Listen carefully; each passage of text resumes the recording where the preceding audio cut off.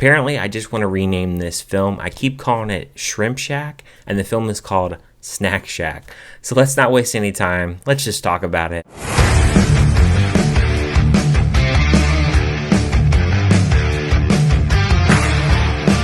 Hey everyone, what's up? My name is Ryan, and today on the channel I'm going to be talking about a comedy film called Snack Shack. This film was directed by Rehmeier, and I've never seen any of his previous works.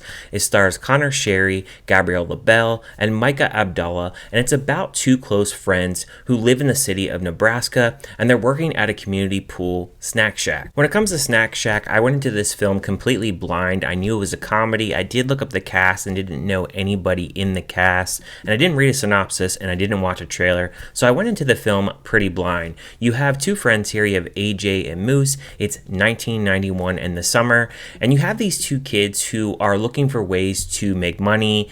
They bet on dog races, they brew their own beer until their parents actually shut that down, and then they get this bright idea to take all their savings and bid on this snack shack. And they get to the snack shack, though it's a mess. The floors are really messy, they have no fridge, they have no microwave, and they have to look for innovative ways to actually spruce this up and actually make it an operational facility. Both guys are going through puberty as well, and when AJ actually has a girl named Brooke actually move next door to him, she is the daughter of this military man, and she's very much quickly drawn to Moose, which you can tell in this film that her and Moose don't really exactly align, but AJ is the one that has a really big, huge crush on her. I did find it kind of weird that Brooke always called AJ shit pig as a term of endearment, I guess, because she really does have a crush on him in this film. And I don't know, is that a term of flirting? Is that how ladies flirt with men these days? I don't know.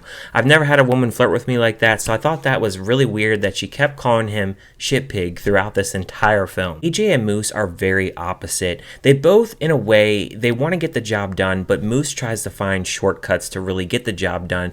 For instance, when they're working at the snack shack, Moose will go off and he's flirting with Brooke, and he's not really running the snack shack.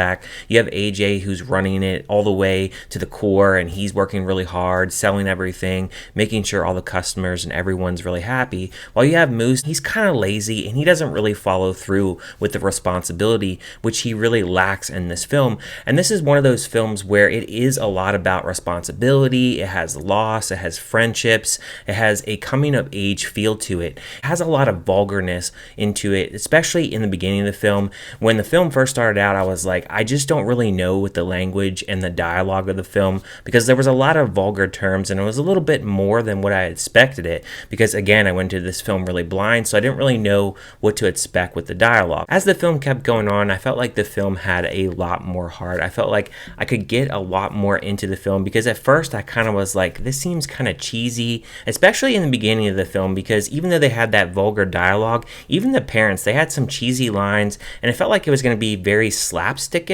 which it's not as the film actually progresses. There was a character named Shane who was a little bit older than AJ, and I like that he actually did appear in this film, because there is a point in this film where AJ is really needing advice about life in general. He has very little experience in relationships, and I really think that everyone needs a friend like this. Everyone needs somebody who is a little bit older, a little bit wiser, and somebody they can actually turn to when they are facing life's problems and they really are in a predicament where they don't really know where to go to in life, and they're really struggling with certain things going on in their life. So Shane, I think, was really that guy that really helped out AJ throughout this film. He just came back from the military on a tour, and he has a little bit more life experience than AJ, so I like that they actually balanced out somebody else to really help guide him through these times when he's struggling. Now, throughout this film, it is simplistic in its plot. It is a well shot film. It was shot in Nebraska, and you can tell that everything is filmed on set locations, and it's a film, even though it was only made on a $4 million budget, I think they did a pretty good job of what their budget actually was.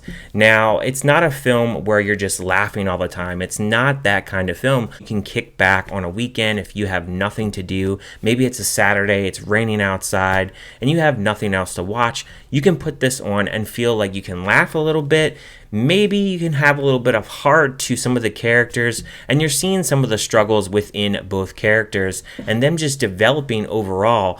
I think it's a film where you can really appreciate it. Maybe you can actually resemble some of the characters as to what they're going through during those times, because again, it is in 1991. So I know when I was in 1991, I was only 2 years old. So looking at these teenagers and looking at their life and what they're actually going through, and the fact that they're in a smaller city and what they're trying to do with their life, I was rather interested and intrigued throughout the film. So as far as negatives for this film, the only thing I can really say is it's kind of a predictable film. There isn't a lot more plot to it other than them running the shack here and a few obstacles like they face, bullies throughout this film, and certain little things that you would actually face when you're a teenager. So little problems like that you see them actually have throughout the film, but it's not something where there is a lot of things that you haven't seen before in a comedy of this nature, of a coming of age story. So if I'm giving negatives, I would say it is a little bit predictable in that instance, and it's not anything that's technically original, so to speak, but it has enough heart that you can really enjoy it for what it is. So as far as a score for this film, I would give it a 3 out of 5. I think it's a solid enough film. It's probably not a film that I would watch multiple times, but maybe I would give it another try down the road. What did you guys think about Snack Shack? Did you like it? Did you hate it? Did you just think it was kind of meh? And are you going to check it out now that it's on VOD if you have not checked it out? And if it's in a theater near you still, are you going to check it out in a theater, or are you just going to skip it altogether? Leave any and all comments down below. Thank you guys for watching as always, and I will see you guys next time.